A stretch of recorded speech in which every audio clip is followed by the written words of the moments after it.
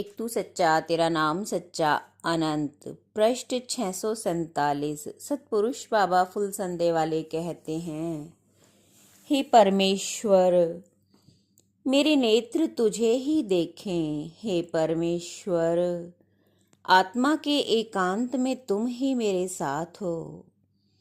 हे परमेश्वर, तेरे बेशुमार बेअंत प्रकाश के तले अपने घुटने टेके, अपने हाथों को आकाश की तरफ उठाए मैं तेरी प्रार्थना और तेरा धन्यवाद और तेरी कृतज्ञता प्रकट करता हूँ। हे परमेश्वर, तू कानों वाला और कही हुई प्रार्थना को सुनने वाला है। तू सभी के सीने के भेद को जानता है कि किसके भीतर क्या छुपा हुआ है। हे परमेश्वर, मेरी प्रार्थना तेरे यहाँ स्वीकार हो। मेरी प्रार्थना के धीमे और कांपते स्वर तुझ तक पहुँचे। हे गरीबों की खबर लेने वाले, मेरे पाप कर्मों को तू क्षमा कर। मेरी आत्मा को अपने चरणों में निवास दे। मेरे पापों का जहाज इतना भारी ना होवे कि मैं डूब जाऊं और तुझ तक ना आ पाऊं।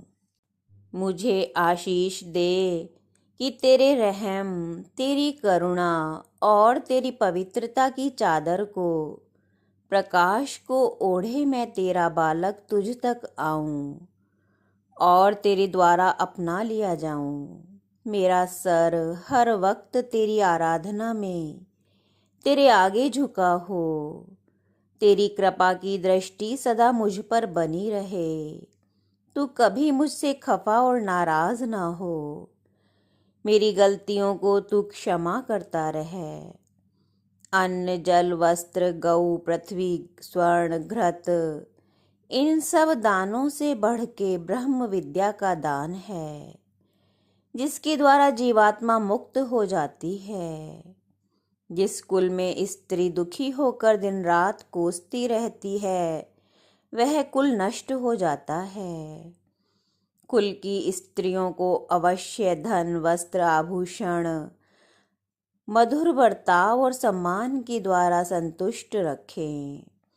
किसी के साथ रूखा विवाद, झगड़ा, कटु वचन ना बोलें। सत्य और प्रिय वचन बोलें, कटु सत्य ना कहें और मीठा झूठ भी ना बोलें। यह सनातन पुरुषों का धर्म है।